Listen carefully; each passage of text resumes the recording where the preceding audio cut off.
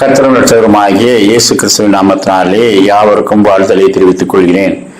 1903ஆம் ஆண்டு Wilbur right, ஓவிலி right ஆகிய 2 சகோதரர்கள் கடுமையான ஆராய்ச்சிகள் செய்து ஆகாய விமானத்தை வடிவமைத்தார்கள். ரெக்கைகளை அடிக்காமலேயே ஆகாயத்திலே ஒரு ஊர்தியை வடிவமைக்க முடியுமா என்று ஆராய்ந்து 1903ஆம் ஆண்டு அதை வடிவமைத்து கிட்டி ஹாக் என்ற ஒரு இடத்திலே பறந்து காட்டினார்கள். அப்பொழுது எல்லாரும் ஆச்சரியப்பட்டு, இதை இன்னும் மேம்படுத்திக் கொண்டே போனால் அதிக எண்ணிக்கையிலான மக்கள் பறக்க வைக்க முடியும், பொருட்களை கொண்டு செல்ல முடியும், அதற்கான வாய்ப்பு இருக்கிறது என்று பாராட்டினார்கள். அதை கண்டுபிடித்த சந்தோஷத்திலே அந்த 2 சகோதரர்களும் தங்கள் சொந்த ஊருக்கு ஒரு கடிதம் எழுதி அனுப்பினார்கள். அவர்களுடைய சகோதரிக்கு அந்த கடிதம் சென்று சேர்ந்தது.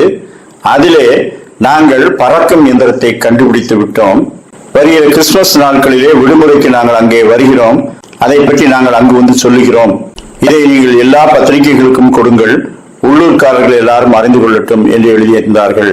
அவர்களுடைய சகோதரியும் இதுபோல் 2 சகோதரர்கள் பறக்கும் இயந்திரத்தை கண்டுபிடித்திருக்கிறார்களாம், கிறிஸ்துமஸுக்கு ஊருக்கு வருகிறார்களாம், அதை பற்றி இங்கு வந்து சொல்வார்களாம், இந்த செய்தியை வெளியிடுங்கள் என்று கேட்டுக்கொண்டார்கள்.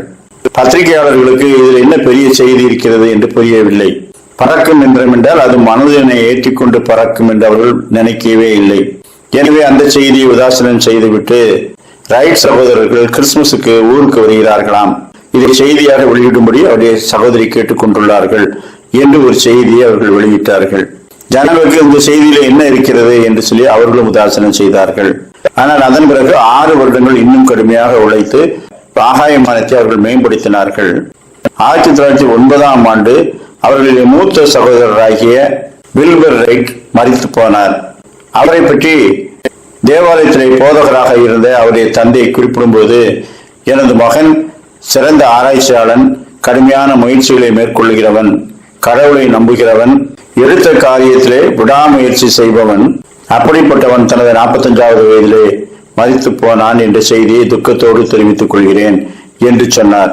அவரும் அவருடைய மகன் கண்டுபிடித்த கருவியை குறித்தோ அது மக்களுக்கு பயன்படும் என்பதை குறித்தோ அறிந்திருக்கவில்லை, அதை பெரிதுபடுத்தவும் இல்லை. ஆனால் சில வருடங்களிலேயே இந்த ஆகாய விமானத்தை கொண்டு என்னவெல்லாம் செய்யலாம், மக்களை ஏற்றிச் செல்வது மட்டுமல்ல, சரக்குகளை ஏற்றிச் செல்வது மட்டுமல்ல, யுத்தத்திற்கு இதை ஒரு மிகப்பெரிய கருவியாக பயன்படுத்தலாம், வான்படையை அமைத்து எதிரி நாடுகளை தாக்கலாம் என்பதையெல்லாம் அதன் பிறகுதான் உணர்ந்து கொண்டார்கள். அநேக கண்டுபிடிப்புகள் துவக்கத்தில் அசட்டை பண்ணப்படுகின்றன, ஆனாலும் காலப்போக்கிலே அவை நீங்காத இடத்தை பிடித்து விடுகின்றன. கர்த்தர் நமக்கு தந்த ஞானத்தை நாம் வெளிப்படுத்தும் போது சில சமயத்திலே அவைகள் உதாசீனம் செய்யப்படுகின்றன, அவற்றின் மதிப்பு மக்களுக்கு தெரியாமற் போகலாம். பிரசங்கி 9:16, ஏழையின் ஞானம் அசட்டை பண்ணப்பட்டு அவன் வார்த்தைகள் கேட்கப்படாமற் போனாலும் பலத்தை பார்க்கிலும் ஞானமே உத்தமம் என்றேன். கர்த்தருக்கு பயப்படுதலே ஞானத்தின் ஆரம்பம்.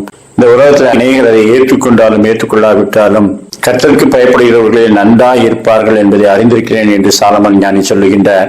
கர்த்தர் நமக்கு தந்தவைகளை, நன்மையானவைகளை மற்றவர்களுக்கு வெளிப்படுத்தும் போது அவர்கள் ஏற்றுக்கொண்டாலும் ஏற்றுக்கொள்ளாவிட்டாலும் கர்த்தர் நியமித்த நாட்களிலே அவைகள் அங்கீகரிக்கப்படும்.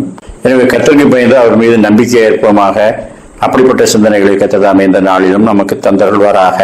ஆமேன்.